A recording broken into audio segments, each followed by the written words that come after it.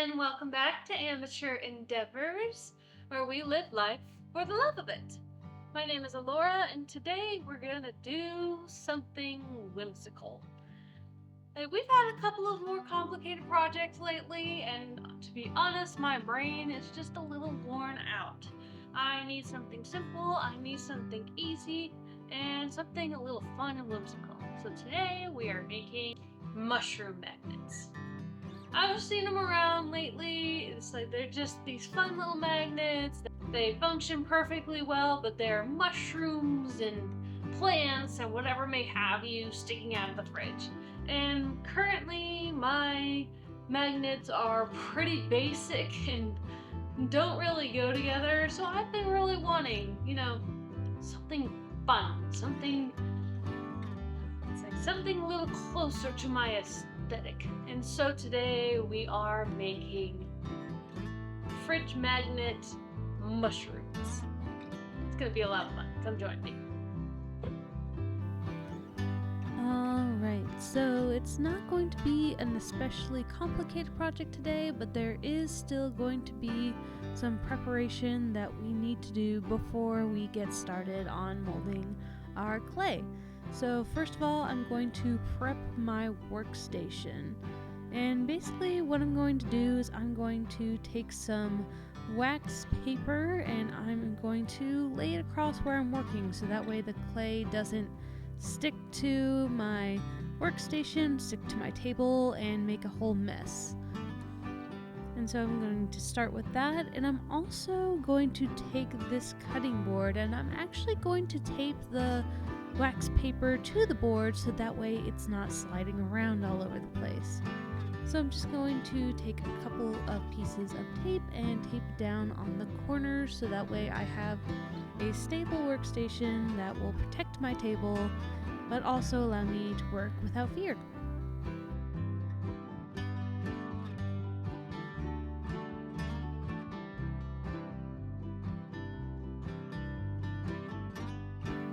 Now that my workstation is prepped and ready and I have my cutting board set and taped down, we're going to grab our magnets.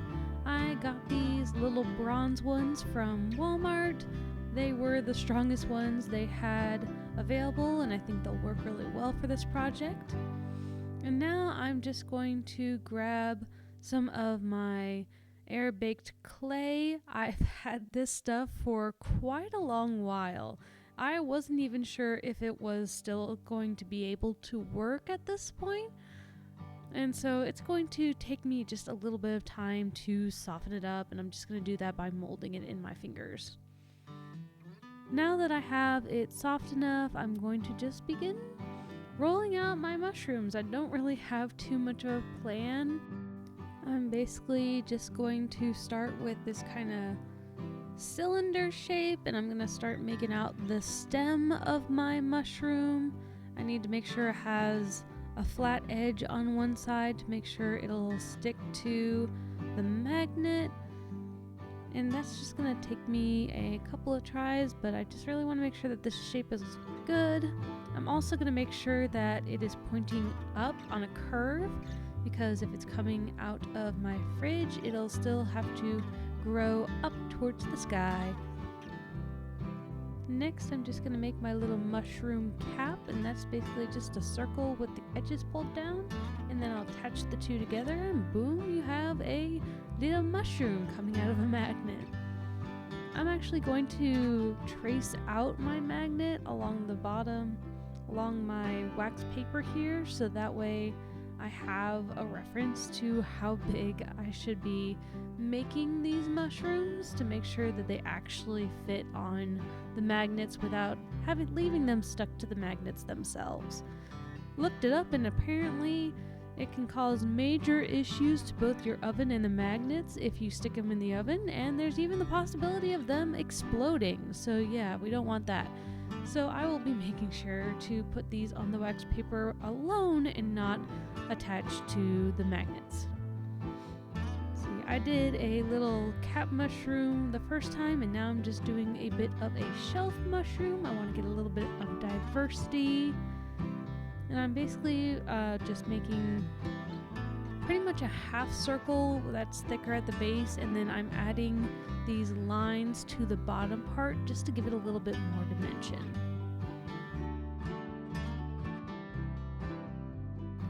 I'm also going to just kind of pinch and crinkle the edges just to get that sort of flopsy mushroom edge look going on. Kind of hard to articulate exactly how mushrooms look. Mushrooms are a mysterious and silly thing, but hey, we try our best. I'm also going to be using this, basically it's just a piece of wood, but I'm going to be using this tool to attach it, and then we have our first little shelf mushroom. Ain't it cute? Now it's just a matter of putting together a couple of different types of mushrooms. This one I'm doing 3 of a kind that are a little bit taller, but it's the same process as the first of just making a whole bunch of cylinders and then making flat circles with downturned ends, just basically pushing them into a cone shape, and then you have your little mushroom caps that you can put on your little cylinders, and then hey, there you go, you have little baby mushrooms.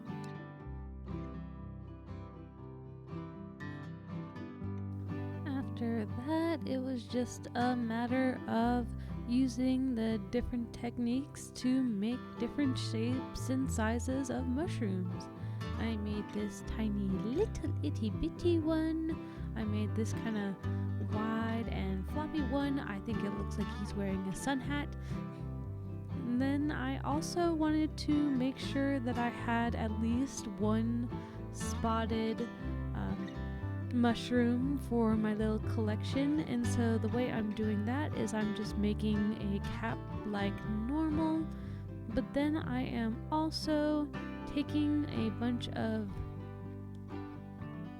tiny little pieces of clay, and then I am rolling it into a ball and then smushing it on top of the cap I made. And doing that a couple of different times will get me this little spotted mushroom cap look, and I think it is absolutely adorable. I honestly had no idea I would find this quite as much fun as I did.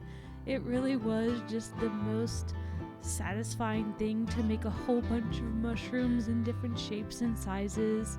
I also ended up trying to use some wire so I can make some long stringy mushrooms, and that was a little bit more complicated. Just had to cut a couple of pieces of wire and then wrap it in clay. The clay was not wanting to cooperate though. It was always wanting to push the wire out of it, so that one didn't turn out quite how I wanted to, but it was still just so much fun.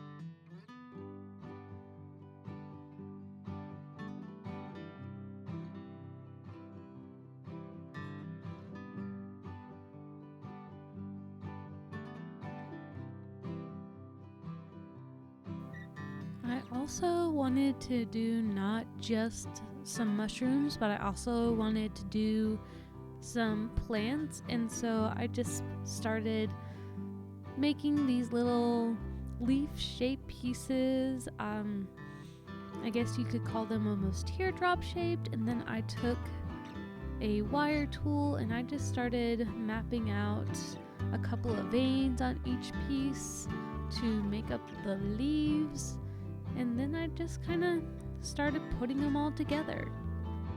But it turned into this really kind of cute plant, and I was really happy with it.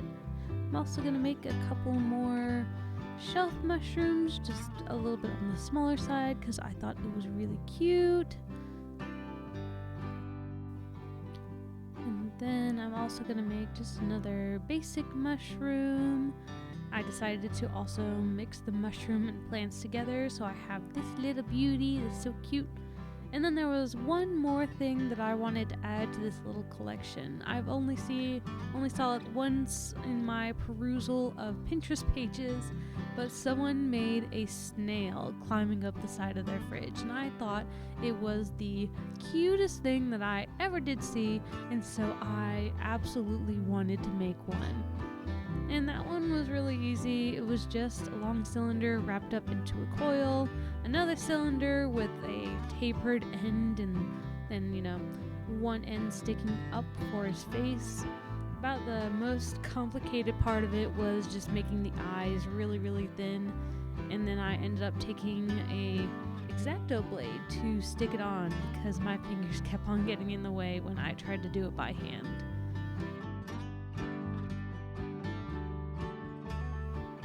But this was my little snail friend. I think he turned out pretty cute, even if he is a little bit basic. But it's just the sweetest little thing, and it just makes me so happy. So I will be gladly putting him on my fridge. After that, I had to bake my clay. It was not the air dry kind. I've been burned by air dry clay a few too many times, and so I just left them to bake until they were completely dry. And now on to painting. I saw some with a couple of crazy colors, but I ultimately chose to do more neutral tones. That's just a little bit more my style and more of what I wanted. So I put together a few neutral tones onto my little palette, and then it was just a matter of painting each one individually and making sure that they came out really nice and cute.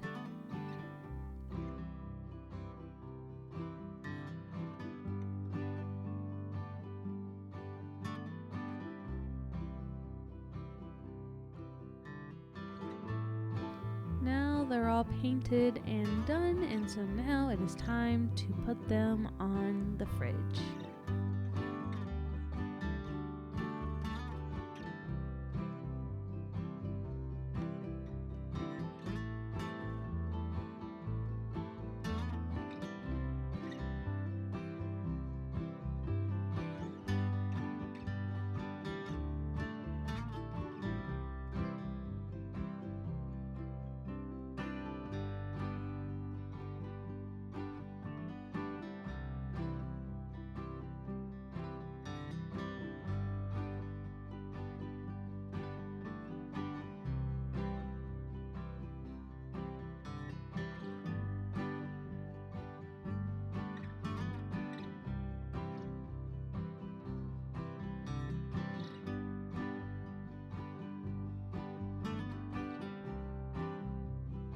The sheer amount of joy that these things bring me is almost ridiculous. I mean, this is my favorite one. Just look at it. Look at it. He's just a little mushroom and a little plant, but it's just so cute. This was just a fun little project. There wasn't a whole lot of technique involved. There wasn't a ton of instruction, but it was just something that was fun and interesting. And now every time I look at my fridge, I have a smile. It's look at it. Look at it. But I think this project really kind of showcased exactly what I'm trying to do here. It's like I want to build a life that just it makes me happy. I do things just to make me happy. And that's not selfish. It's not crazy. It's just adding a little bit of joy to my life, adding something that I love. And this was something that I really, really enjoyed. And I'm very happy that I did it. Maybe this might encourage you to do it too. It was easy, it was simple. I had a little clay, I had a couple of magnets I got from Walmart, and a bit of paint, and we were done. But I encourage you, if you find something like this that is simple, easy, and very fun, and I encourage you to do it. Live your life in a way that makes you love it. There's no one out there who can make us love our life more than ourselves, and I think that it is our responsibility to try and build a life that we can love. That's what I'm trying to do. One little mushroom magnet at a time. But anyway, I hope you enjoyed this video. I hope you enjoyed this fun little project, and I hope you will join me in a couple of other ones along the way. Until next time, enjoy your life, have some fun, and do something a little whimsical. Bye!